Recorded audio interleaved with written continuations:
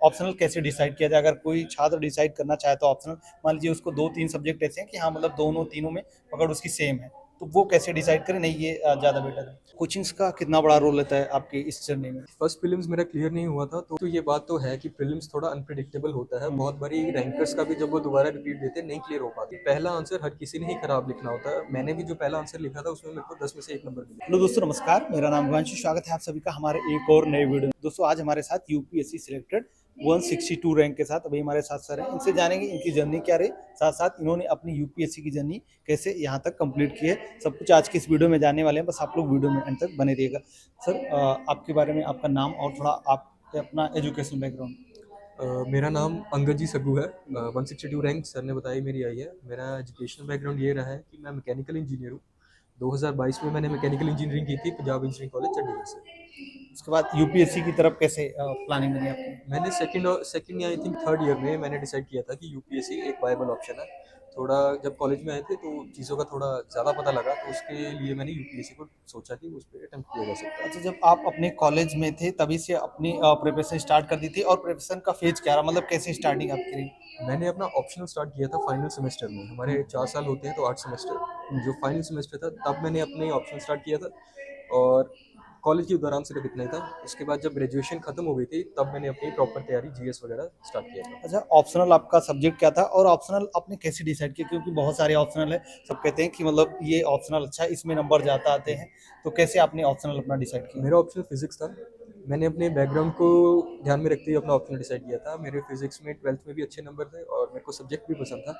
तो उसके साथ साथ मैंने पीवाईक्यूज देखे और सिलेबस देखा, तो उनके बेसिस पे मेरे को फिजिक्स ठीक लगा, तो मैंने वो अच्छा, सिलेक्ट आपको किया। क्या लगता है, क्योंकि ऑप्शनल का काफ़ी बड़ा रोल रहता है यूपीएससी में, तो आपको आप अपने हिसाब से बताइए कि ऑप्शनल कैसे डिसाइड किया जाए? अगर कोई छात्र डिसाइड करना चाहे तो ऑप्शनल, मान लीजिए उसको 2-3 सब्जेक्ट ऐसे हैं कि हाँ, मतलब दोनों तीनों में पकड़ उसकी सेम है, तो वो कैसे डिसाइड करें नहीं ये ज़्यादा बेटर है? तो दोस्तों, यदि आप लोग भी यूपीएससी या फिर स्टेट पीसीएस की तैयारी कर रहे हैं और आप लोग नोट्स या टेस्ट सीरीज घर बैठे मंगाना चाहते हैं, तो आपको एक ऐसे प्लेटफॉर्म के बारे में बताने वाले जहां से आप घर बैठे ऑनलाइन अपना ऑर्डर कर सकते हैं जो भी चीज़ें आप मंगाना चाहते हैं अपने स्टडी से रिलेटेड। तो यहाँ पर आपको वेबसाइट का लिंक आपको वीडियो के डिस्क्रिप्शन बॉक्स और कमेंट बॉक्स में मिल जाएगा। जब आप ओपन करेंगे कुछ इस तरीके का इंटरफेस आपके सामने खुलकर आ जाएगा। यहाँ पर जीएस का यूपीएससी के लिए और बाकी स्टेट पीसीएस वगैरह के लिए बहुत सारे मटेरियल यहाँ पर हैं। जैसे हम यहाँ पर यूपीएससी के लिए जीएस का ऑप्शन चूज करते हैं तो यहाँ पर बहुत सारे आपको जीएस के नोट्स वगैरह मिल जाएंगे। यहाँ से आप देखिएगा विजन आईएएस का हम यहाँ पर नोट्स ओपन कर लेते हैं। बाइट नाउ के ऑप्शन क्लिक करेंगे तो यहाँ से आपका परचेज करने का ऑप्शन आ जाएगा। यहाँ पर आप अपनी सारी डिटेल्स वगैरह फिल कर दीजिएगा,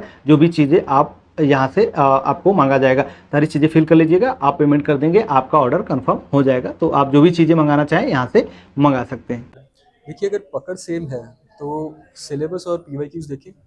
एक पहला पैरामीटर वो होगा, और सेकंड अपना इंटरेस्ट देख लें कि जिसमें आप कॉन्फिडेंटली तैयारी कर पाएँ। क्योंकि ऑप्शन को कंप्लीट करने पे इस चीज़ का बहुत मैटर करता है कि आपको कितना कॉन्फिडेंस है सब्जेक्ट पे। अगर आप कॉन्फिडेंट होंगे सब्जेक्ट पे तभी आप उस पे लगातार मेहनत करते रहेंगे। आई थिंक ये एक पैरामीटर मेरे हिसाब से होना चाहिए। अच्छा, बात करें जीएस की सब्जेक्ट की, तो आपकी स्टार्टिंग कैसे रही, मतलब गाइडेंस कैसी रही, किस तरीके से सीधे आपने एनसीईआरटी या बुक्स वगैरह स्टार्ट कर दिया पढ़ना, या किसी के थ्रू आप जुड़ के फिर वहाँ से स्टार्ट करी अपनी तैयारी? नहीं, मैंने अपने थर्ड ईयर में 1-2 एनसीईआरटीज़ पढ़ी थी, बट उनको वहीं पे छोड़ दिया था। उसके बाद मैंने जो इंस्टीट्यूट मैंने जॉइन किया था, जो मैं कुछ महीने के लिए गया था, वहाँ पे जो बुक्स मिली थी मैंने वही पढ़ी थी।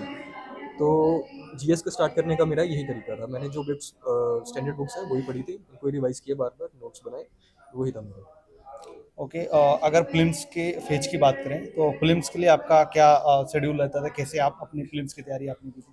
फर्स्ट प्रीलिम्स मेरा क्लियर नहीं हुआ था, तो उसमें भी मेरा और सेकंड में भी एक चीज़ जो कॉमन रही थी वो थी मैं टेस्ट सीरीज बहुत लगाता था, mock test. Not to check my marks but to check my knowledge कि उसमें मेरे को क्या क्या चीज़ें मिस हैं, तो वो मैं लगाता था। सेकेंडली मैंने जो सेकंड प्रीलिम्स मेरा 2024 में क्लियर हुआ उसमें मल्टीपल रिविजन्स पे बहुत ध्यान दिया था। मैंने 3 से 4 रिविजन्स की थी, और साथ के साथ मॉक टेस्ट, ताकि मेरे को पता लगता रहे मैंने अगली रिविजन में कैसे अपने आप को इम्प्रूव करना। अच्छा, टेस्ट सीरीज की बात करें, बहुत सारे छात्रों के साथ दिक्कत ये रहती है कि टेस्ट सीरीज लगाते हैं, जैसे आपने बताया मतलब नंबर कमा रहे हैं, तो कहीं ना कहीं लगता है कि लग रहा है हमें हमारी तैयारी उतनी अच्छी नहीं है कि हम मतलब ये वाला आगे आने वाला एग्जाम अच्छे से दे पाएंगे, तो उसको उस समय अपने आप को कैसे मोटिवेट करें कि मतलब एग्जाम में हमारा अच्छा हो जाएगा? देखिए, आप अपने आप को एक ऑब्जेक्टिव क्राइटेरिया रखिए टेस्ट करने का, और वो आपका ऑब्जेक्टिव क्राइटेरिया होगा पीवाईक्यूज। अगर आप पीवाईक्यूज सॉल्व कर पा रहे हैं, उनको अच्छे से, जो previous year questions even full length भी अगर लगा के उसमें अच्छे नंबर आ पा रहे हैं, तो आप कॉन्फिडेंट रहिए कि आपके चांसेस अच्छे हैं। जो मॉक टेस्ट हैं, क्योंकि वो इतने ज़्यादा होते हैं, तो उनमें बहुत ऑब्सक्योर इन्फॉर्मेशन आएगी। उसको आप पढ़ें, याद रखने के लिए पढ़ें, इसके लिए नहीं कि मेरे को ये इन्फॉर्मेशन गैदर करनी है। सिर्फ नॉलेज के लिए मॉक टेस्ट रखें और अपनी गाइड के लिए पीवाईक्यूज। और कोचिंग्स का कितना बड़ा रोल रहता है आपकी इस जर्नी में? जैसे आपने बताया कि आपने कहीं कोचिंग ज्वाइन किया था, तो कितना बड़ा रोल रहता है? कोचिंग का एज पर से ऐसा रोल है कि they are more like your guides. वो आपको बताएंगे कि करना क्या है, करना आपको खुद ही पड़ेगा। तो ऐसा नहीं है कि कोचिंग के बिना नहीं होगा, और ऐसा नहीं है कि कोचिंग के साथ ही होगा। इट्स मोर लाइक कि जो चीज़ें वो बता रहे हैं, एनी कोचिंग या एनी मेंटोर भी, मोर मोर इम्पोर्टेंटली मेंटोर, जो वो बता रहे हैं, अगर आप वो कर रहे हैं, वो इम्पोर्टेंट है। तो जैसे आपने बताया कि आपने जब पहला अटेम्प्ट दिया था नहीं हो पाया था, तो कई सारे छात्रों के साथ ऐसा होता है, क्योंकि बहुत सारे छात्र एग्जाम देते हैं और उसमें से कुछ ही सिलेक्ट हो पाते हैं मेंस के लिए। तो अगर मान लीजिए पहला अटेम्प्ट हम दे रहे हैं या दूसरा अटेम्प्ट दे रहे हैं, नहीं हो पा रहा है, प्रीलिम्स में नहीं निकल पा रहा है, तो वहाँ पे किस तरीके से इम्प्रूवमेंट हमें करने की जरूरत है? देखिए, एक तो ये बात तो है कि प्रीलिम्स थोड़ा अनप्रिडिक्टेबल होता है। बहुत बारी रैंकर्स का भी जब वो दोबारा रिपीट देते हैं, नहीं क्लियर हो पाता, क्योंकि वो 15,000 ही सिलेक्ट होने हैं, चाहे वो जितने मर्जी बच्चे, जितने मर्जी कैंडिडेट्स वो प्रीलिम्स लिखें। ये फैक्टर तो एक है, बट अपने चांसेस इंप्रूव करने के लिए मेरे हिसाब से स्टैटिक सबसे ज़्यादा इंपॉर्टेंट है। उसकी मल्टीपल रिविजन्स करें और साथ में करंट अफेयर्स को अपडेट रखें। अच्छा, मेंस के लिए कुछ आप बताना चाहेंगे, मेंस की किस तरीके से तैयारी करनी चाहिए और आंसर राइटिंग वगैरह का कितना बड़ा योगदान रहता है? आंसर राइटिंग सबसे ज़्यादा इंपॉर्टेंट है। देखिए, इस एग्जाम में एक ऑब्जेक्टिव पैरामीटर्स यही हैं, आप आंसर कितना अच्छा लिख पा रहे हैं और आप एमसीक्यू के सॉल्व कर पा रहे हैं। तो आंसर राइटिंग तो सबसे इंपॉर्टेंट है। रिवीजन, लोग कहते हैं कि रिवीजन करें या आंसर राइटिंग करें, सबसे इंपॉर्टेंट आंसर राइटिंग है। तो वो तो करनी ही है। मेरा तरीका ये होता था, मैं आंसर्स लिख के उन्हें मॉडल आंसर से अपने ही चेक करता था और उसमें इंप्रूवमेंट्स लाता था, चाहे वो कंटेंट में हो, चाहे वो प्रेजेंटेशन में हो, चाहे वो स्ट्रक्चर में हो। एडिशनली मैं अंडरस्टैंड यूपीएससी के प्रोग्राम्स भी फॉलो करता था, उसमें जो मेरे को इंसाइट्स मिलती थी, वो उनको मैं इनकॉर्पोरेट करने की कोशिश करता था। और कुछ आप सजेशन देना चाहेंगे? मान लीजिए जो छात्र अभी नए हैं, उनको पता नहीं आंसर राइटिंग हमें किस तरीके से करनी है, तो अगर बिगिनर हैं तो उनके लिए आप कुछ सजेशन देना चाहेंगे? स्टार्टिंग में आप इस तरीके से शुरुआत कर सकते हैं।